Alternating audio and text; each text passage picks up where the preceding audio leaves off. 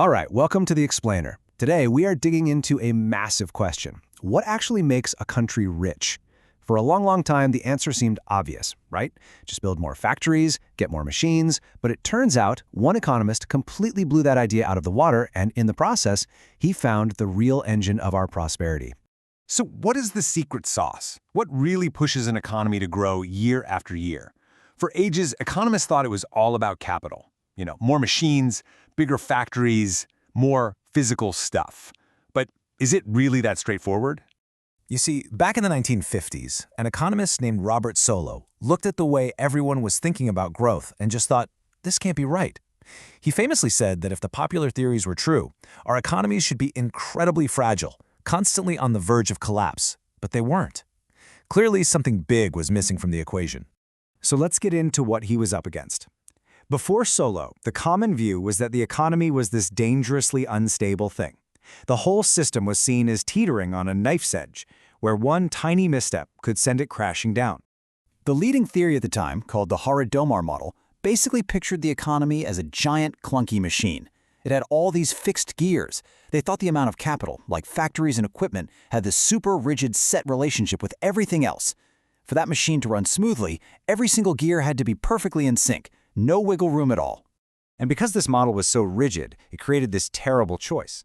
If the gears got even slightly out of whack, the whole system would spiral out of control. If you didn't build capital fast enough, you'd get massive unemployment. But if you built it up too fast, you'd get runaway inflation. According to this worldview, having a stable, growing economy was basically like winning the lottery, a miraculous stroke of luck. But Solow looked at the real world and said, hold on, that's not how things work.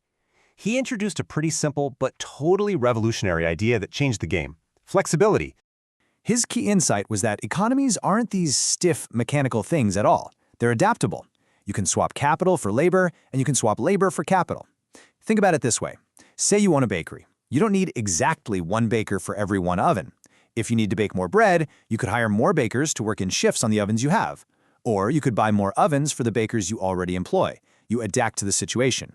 And this ability to adjust, it's absolutely crucial. It means the economy can handle bumps in the road. Instead of falling off that scary knife edge, it can absorb shocks and naturally find a stable path forward, what he called a steady state. This was a huge breakthrough. It finally explained why our economies are actually pretty resilient over the long haul. Okay, but here's where it gets really interesting. In solving that first puzzle about stability, Solow's own model uncovered a brand new one. And this one was even deeper. See, his model relied on a classic economic principle, one you've probably experienced in your own life: diminishing returns. It's just the basic idea that you can't get richer forever just by piling up more and more of the same thing. Let's go back to our bakery. Giving one baker a second oven, that helps a ton. Giving them a third, yeah, that helps a little. But a fifth oven? A sixth? A seventh? At some point, that one baker just can't use them all effectively. You hit a ceiling. Each new oven you add produces less and less extra bread. And this led to a really profound question.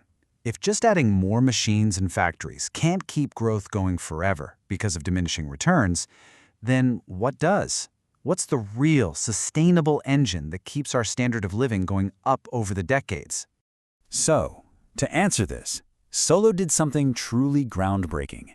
He stepped away from pure theory and decided to dive into decades of actual, real-world economic data. And what he found? Well, it turned the field of economics on its head.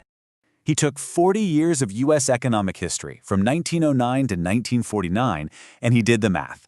He carefully measured the contributions from the two things everyone was focused on: more capital, so more machines, and more labor, more people working more hours. The result was an absolute bombshell.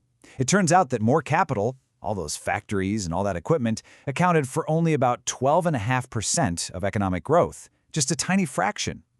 A mind-boggling 87.5% of growth came from something else, some mysterious third factor that no one was measuring. He called this giant, unexplained piece the Solow residual, and he made a powerful argument. This was the true engine of prosperity. This was technological progress, and not just technology like new inventions, but progress in the broadest possible sense: better education for the workforce, new management techniques, better ways of organizing society, basically the entire stock of human knowledge. And this discovery wasn't some minor academic footnote. It laid a completely new foundation for how we understand the modern world and what makes it tick. Solow's work completely rewrote the rules. It became the bedrock for all modern thinking about economic growth. It proved once and for all that you can't just build your way to lasting prosperity. And this idea completely shifted the focus of public policy. Suddenly, it wasn't just about building more stuff. The real action was in funding research and development, creating laws to encourage innovation, and, maybe most importantly, investing in education. So why does all this matter? Here's the bottom line. Long-term prosperity doesn't come from having more stuff. It comes from getting smarter. A nation's greatest asset isn't its stockpile of machines and buildings. It's the creativity, the ingenuity, and the knowledge locked inside the minds of its people. And for this fundamental, world-changing shift in our understanding of what makes economies grow, Robert Solow was awarded the Nobel Prize in 1987. He didn't just give us a new theory, he gave us a new way to see the world. So, Solow solved one of the biggest mysteries in economics, but his work left us with a new and arguably even more important challenge. If innovation, if getting smarter together is the real key to a better future, then the question for all of us is, how do we make sure we keep that incredible engine running at full speed?